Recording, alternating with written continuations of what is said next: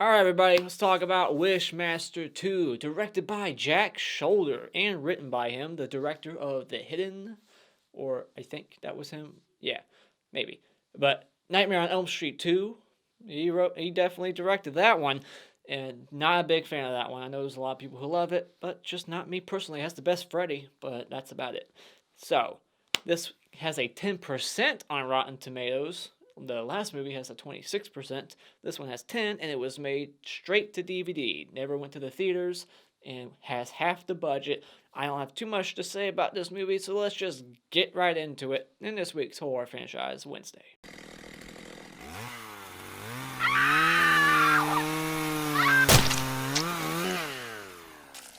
Alright, so let's just go over the things that I liked, because this will be quick. I was not as huge on this one as the first one, nowhere near it, but there are some funny things to be offered here, some good practical effects, and those will be my positives. I really like the practical effects that we do get when we do get it. They're still cool, they're not on par with the first movie, but there's one or two sequences that really stand out that were pretty cool, but I just wish there was more. This movie is very underwhelming, to say the least. I liked Andrew Divoff, if that's how you pronounce his last name, as the Djinn. I like his new look. Like, it's different, but it's like more badass looking for some reason. Like, he's got like big old horns coming out over the sides. They update the look, and that's breaking continuity, and I don't like that. But if this look was in the first one, I still would have liked it in that one. But I like it in this one too. But it still kind of irritates me that it's different. Like, why would it be different? He's the same character. It's probably, like, within a couple of years after the events of Part 1. Why is he looking different? It doesn't make sense. And this does take place after Part 1 because it has continuity with, where he was last. Like, he's still in that statue from the first one. So it's still picking up after that. So why does he look different? It doesn't make sense. There's a lot of things that don't make sense in this movie, and I will get into it, trust me. But there's funny kills in here that really made me laugh. I had a good chuckle at quite a few of them.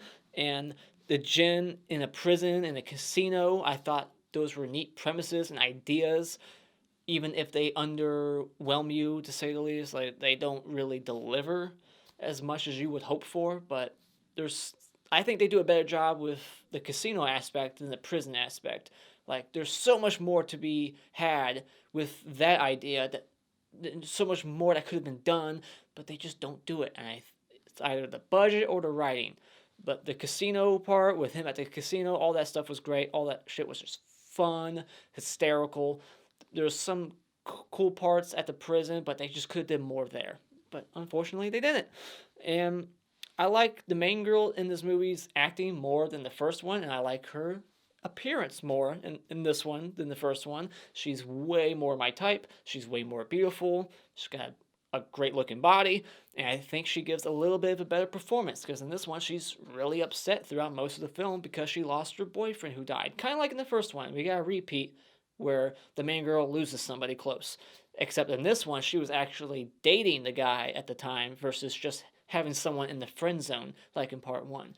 This guy she was dating, and now he's dead, so now she's kind of like devastated for half the film, and then she just kind of quickly gets over it and starts banging a priest who looks nothing like a priest. Like, I'm not saying that it's impossible to be a priest and look like this guy, but it's just rare. This guy looks like he should be coaching basketball in One Tree Hill. That's what he looks like. But yeah, I think that's about it. That's all the good things I found in this movie. Other than that, not too good. Like, I still enjoyed myself. This isn't a shit film. The tone's definitely a lot more comedic than the first one. Way more. But it's very serious at some points, and it's kind of odd. Like, I feel like they should have just kind of went further with the comedy, because when there is comedy, it's so wacky and dumb that when it starts to get real dramatic again, it just feels weird. So, we got a couple of things that returned from the first movie that I did not like. Number 1, jump scares. Fucking hate them. Number 2, the main girl is connected somehow with the Djinn, so that every time he does something to someone else, she kind of like feels the pain or guilt of it and starts freaking out, and she's having nightmares. It's dumb. It doesn't do anything that I see that's important. It doesn't do anything important for the plot, and this movie has all the tropes and cliches of like, we gotta research the evil, and I already kind of mentioned it already. The priest looks nothing like a priest. He looks like a jock, and he just isn't a believable priest. And this movie goes more for the like good versus evil instead of just girl versus genie. They insert a lot more religion in here, and I don't really care for that. The main girl is not interesting as a character. We don't really set her up. She's a thief, so automatically I don't fucking care for her at all. If you're a thief and you're stealing shit, I don't care if it's paintings or somebody else's money, you're a thief, and I don't like thieves, alright?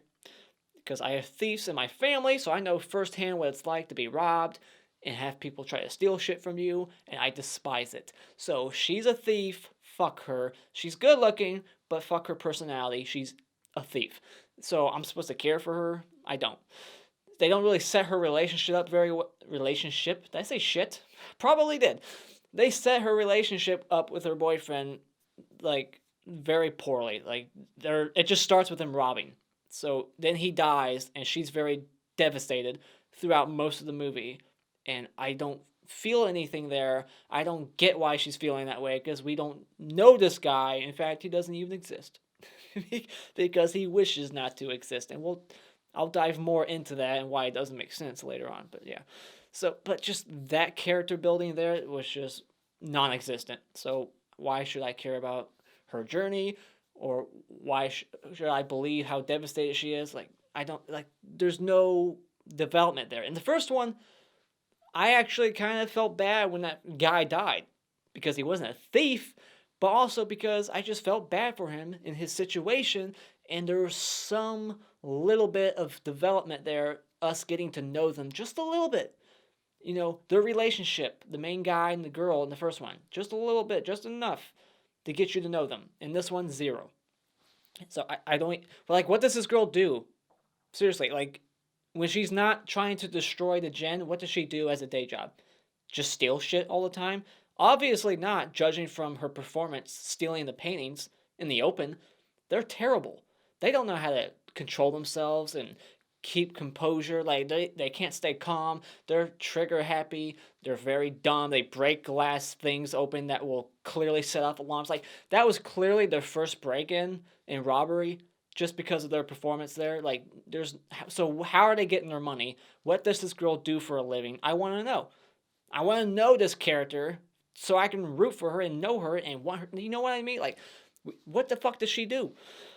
Ugh, man. So, getting past that shit, this movie has loopholes in the rules. Just like the first one, it was very loose. Like, yeah, I would want that, and he'll just make it happen. And this one, it's the same thing, except now they actually kind of like, say, well, what's in it for me? And he'll be like, your soul. And they're like, all right, fuck it, I don't have a soul. I'll want this. But still, like, they'll ask for shit, and he's not really giving them what they ask for.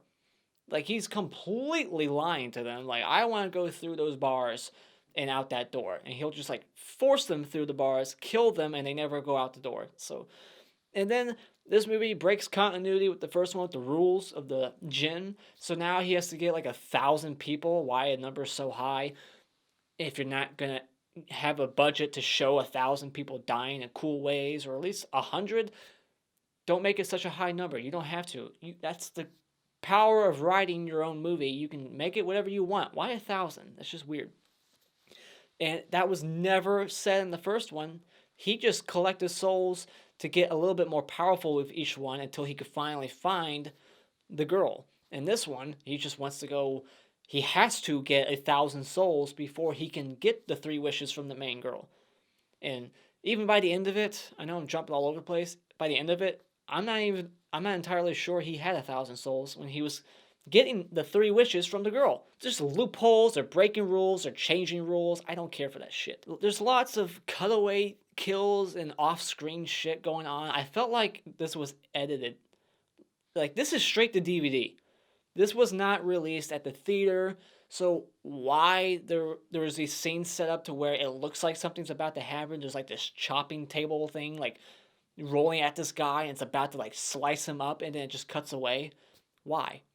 Why would you cut away from that? There's so many moments like that where I'm like, I feel like I'm watching like a TV censored version, And this was made for TV, I guess, but it was sent straight to DVD. Therefore, you don't need a rating, and therefore, you don't need to cut shit out because there's no MPAA involved. You know, like, that's the beauty. That's the one good thing about going straight to DVD is that you can make it unrated and you don't have to cut anything out. But yet, this movie is still underwhelming in the gore department. It makes no sense. Why is there not more gore here? It's frustrating as hell.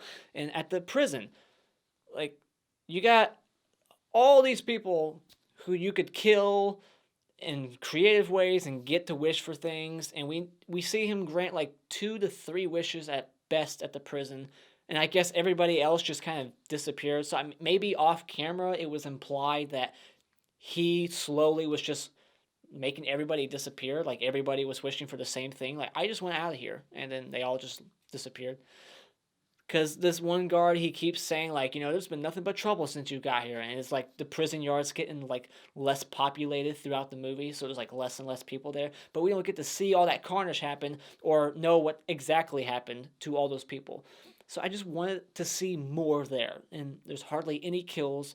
One guy just gets his ass kicked, and that was the wish. Like, that was his fate, just to get his ass kicked for about 15 seconds and not killed. And his wish made no sense. It was very weirdly worded, like, I wish to be wasted and smashed and from the ground and something. Like, the way he worded it, I thought, like, he was about to get obliterated, smashed, completely wasted, like Grand Theft Auto. Wasted! You're dead. He doesn't even get killed. So why is the guy who says, I want to get wasted, the one guy who doesn't die? He just gets his ass kicked. The one guy who literally asked to be killed, technically, because of the word wasted, that's another word for getting killed. If you play Grand Theft Auto, he doesn't get killed. It's just, why? Yeah, and the whole hell set, like, when we see his world, it's like a green screen background of, like, clouds and whatnot. And there's just, like, weird skulls everywhere. It just looks like a set. It doesn't look real. And the other one, the only world we got to see was like inside a gym. And it made sense that it was all red around because that's how it would look like inside a gym. If you were like minuscule, like small inside a gym, all the walls would be red. That made sense. In this one, we get to see his world and it looks like a fake Hollywood set that was just built very quickly. So I'm done bitching. Final thoughts. This movie was okay. I had a good enough time. I had a good laugh here and there. There's some good effects when, like, the Djinn's rebirthed and a couple of kills here and there. It's funny. The main girl's gorgeous. She's a decent actor. There's decent acting in here. Andrew Divoff does a good job once again, although he has a shit-eating grin the entire movie that was kind of annoying. He doesn't smile that much in the first one, but he's constantly smiling, showing those teeth off in this one.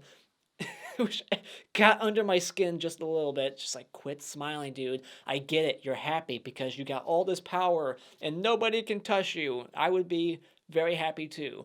But seriously, just stop smiling.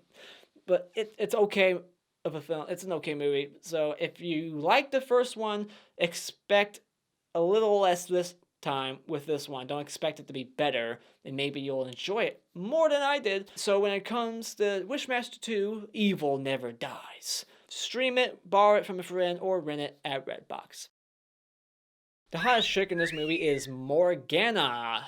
Weird name. And the best scene in this movie is when the lawyer literally fucks himself. Even though that makes absolutely no sense how that scene was done. And you cannot fuck yourself unless you literally grab your dick and stretch it around up your own ass, or sever your dick off and stick it up your own ass. That's the only way you could fuck yourself. You know what I mean? Like, that scene makes no sense. Let's just talk about it right now. Let's just skip ahead. Spoiler discussion. This guy, the lawyer, and I like that he's like telling his client that, yeah, good news, I'm going to get you out of here.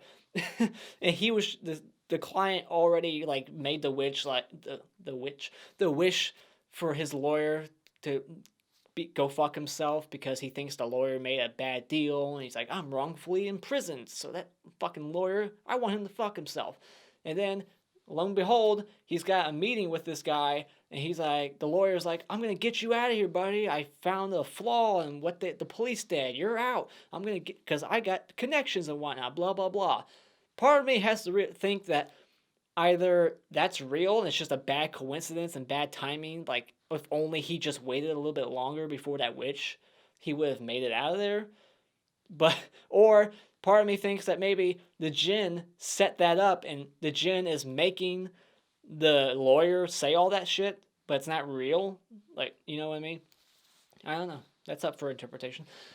But yeah, the lawyer starts fucking himself, and we see he's on the table, and his legs are behind him, and they start to go towards his head, and then the legs flip around, implying that his spine is completely breaking and turning around. And then his legs, still by his ears, are going forward, and it's implying that he's fucking himself.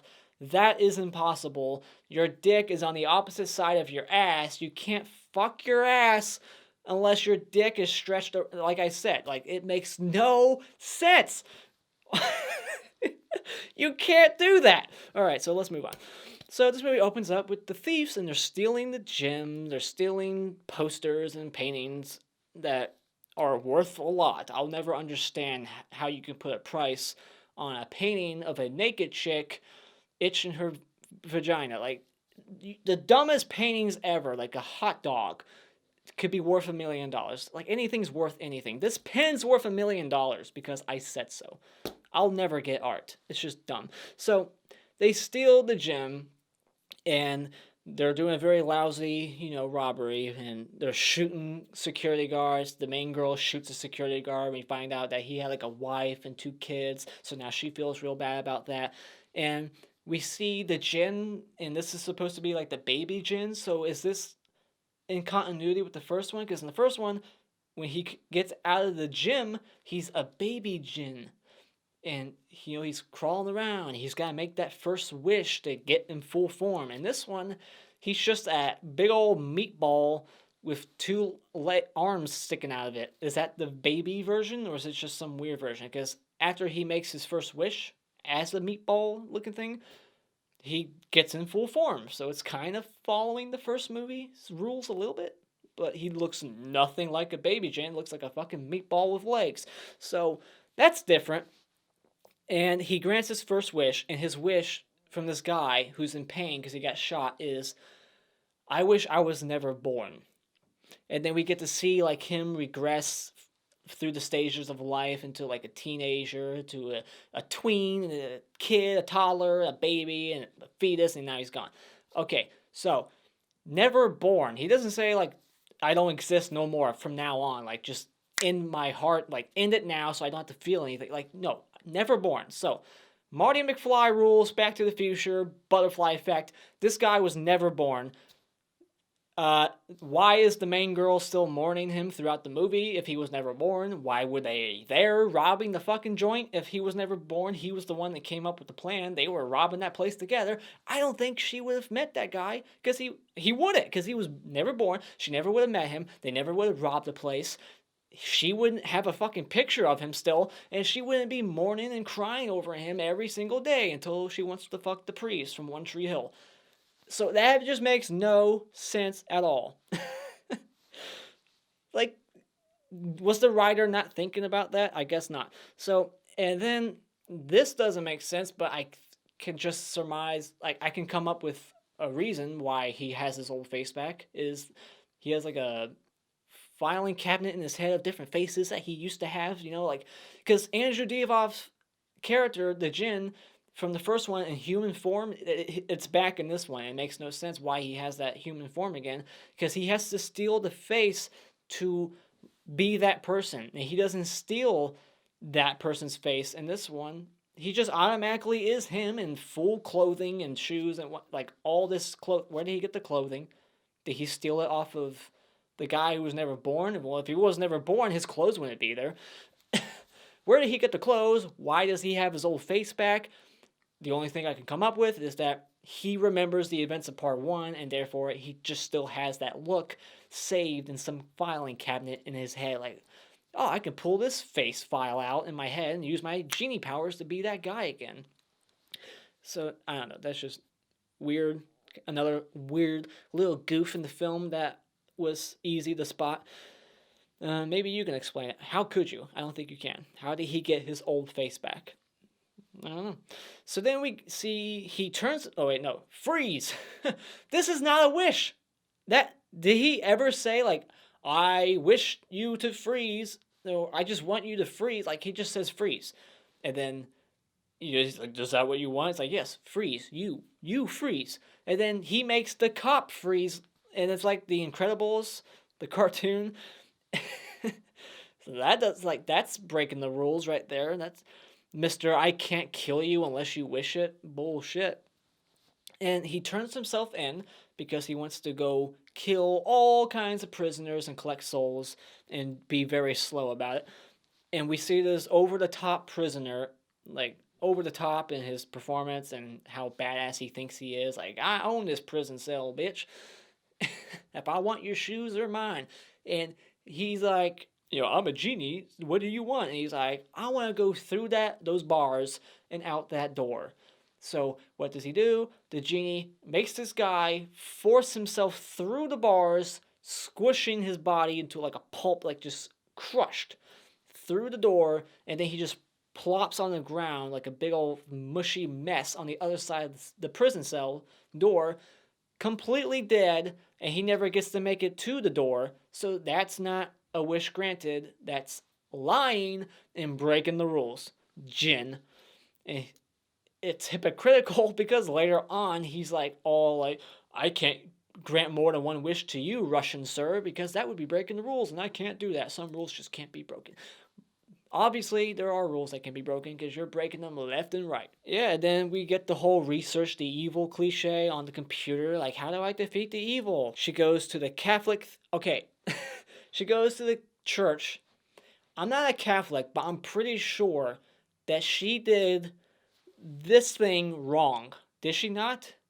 I could have swore, and I'll look like an idiot right now, but I'm not that religious. I'm pretty sure it's... up, down, left, right. Right? Is it? I don't know. But she did the opposite. She did like up, down, right, left. And I just want to mention it because I'm a nitpicky motherfucker. And I like to talk about shit like that. It's in Die Hard 3, when Samuel L. Jackson's in the car with Bruce Willis. He's like, what's that Catholic thing? He's like, north, south, west, east. Something like that. But I'm pretty sure she did that wrong. Did she not do that backwards? I don't know. I would hope she did that right, because how easy of a fuck up is that to fix? It's like, no, cut. Hey, ma'am, you're supposed to do it that way. And then the lawyer, he fucks himself, and we find out she's telepathically connected, like she can feel everything that's happening to all these people and whatnot, like she's fucking Danielle Harris in Halloween 5. Then the guy, he wishes to be wasted, and then he just gets his ass kicked by his two Asian, twins. These Asian twins kick his ass, and they're like, I'm sorry, sir, we don't know what's going on, we can't control our feet. And they're just kicking his ass, and it's just lame. Once again, it's funny, but there's no real payoff to the scene. There's no punchline where it's like, here's the final blow, here's the kill.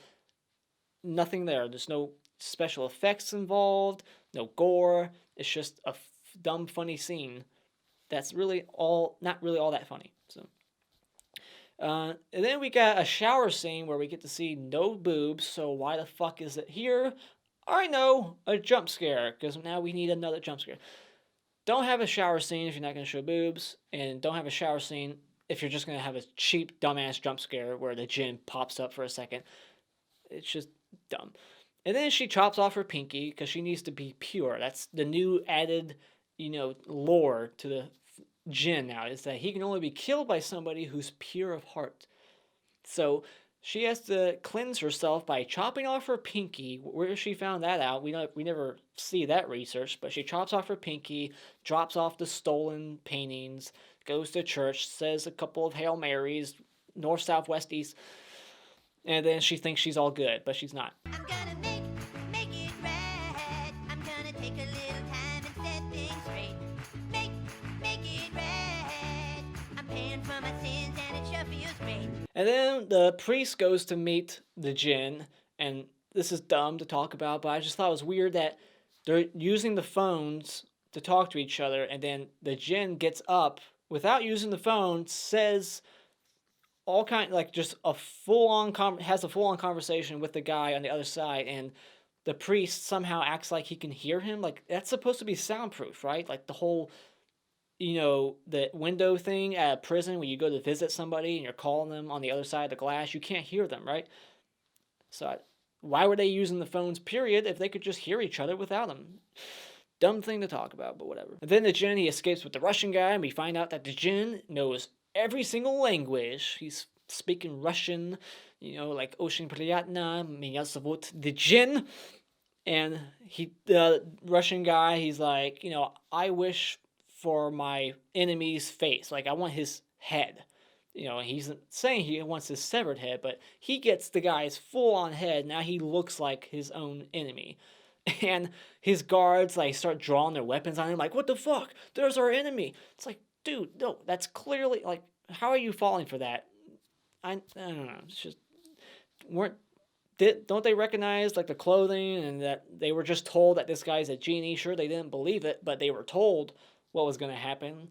The other Russian guy was setting it all up, like, this guy's a genie, he's like the devil, he can grant anything you want, go ahead, make a wish. So then when that guy's head changes, they should have picked up on that, put two and two together, and realized that that wasn't necessarily Mustafa. Yeah, I think that's the name. Yeah, Mustafa or something like that. Lion King. So they should have known that that was their boss and not the Mustafa guy. He says evil never dies, roll credits, and needs 1,000 souls now, and that's established here. And then the Djinn goes to the casino, and the guy who's running the casino just says, the casino wishes everybody good luck. So therefore, the casino is now cursed and everybody's just winning. But he can just collect everybody's souls from inside. It's not like everybody in there was making wishes out loud to the Djinn. And so therefore, how is he collecting all their souls? How are they being punished for shit they never said to the Djinn? It just seems like some loophole-y shit right there. Like, that is a loophole. And how can he collect the soul from the Cassini? The Cassini. That's I'm thinking of Cassano's pizza right now. No, the Casano's. Damn it! Now casino. Yeah, there we go. How he can't collect the soul from the casino? Casinos don't have souls. That's basic knowledge. So that just doesn't make sense. How? And then there's a news report later on, like, there's 200 bodies. He went to the casino with 200 souls or 400, right? Yeah, I think he needed 600 or 800 now. I think he needed like 600 or 800. So 200, he's still like a couple hundred short, and now he's granting wishes to the main girl. That's breaking the rules. You need 1,000 before you can talk to Morgan, all right? Or Morgana, whatever the hell her dumb name is. So yeah, just breaking the rules within the movie. And Morgan, we find out, or Morgana, she can't get killed. Like, Final Destination 2, she gets shot and then she can't die. Like, the bullets won't penetrate her skin, only the clothes. And she doesn't even try to kill herself in any other fashion. Just like in Final Destination 2, when Eugene, he's like firing all 6 rounds into his head, but they're all duds or something. It's like, okay, well, how about you just jump out the fucking window and let's see gravity take over and see that. Let's let gravity do the job and kill you. See if that works. Send your ass into space. Steal a spaceship from NASA, go to space, and just float out there. Let's see how you do. Let's see if the Djinn's powerful enough to keep you alive then. They don't really try hard enough to kill themselves. Like, what if she tried to stab herself right in the throat with the knife, like, break? But yeah, then the casino, we get, like, this casino mayhem. Everybody's just getting attacked left and right. There's cards flying everywhere. The cards are actually, like, stabbing people. Like, they're flying that fast. Do you have any idea how fast a thin deck of cards, playing card, would have to fly at your face before it actually stabbed through to stick inside of you? Pretty goddamn fast, and I don't even think it would be possible, no matter how fast it went. It would just maybe cut your skin a little bit and just ricochet off your face. It wouldn't go through.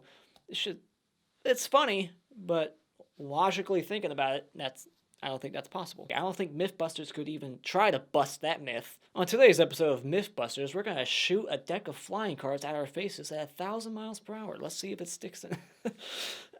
Then, like, the priest, he gets crucified, ironically. Haha, how funny.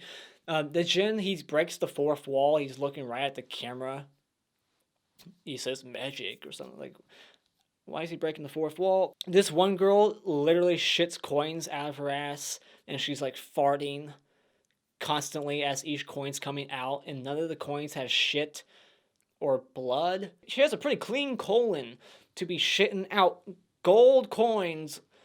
It reminded me of like Leprechaun 2, because her stomach gets real big with all the gold inside of her, but then like she's just shitting out all the coins, and it's not like shitty or bloody.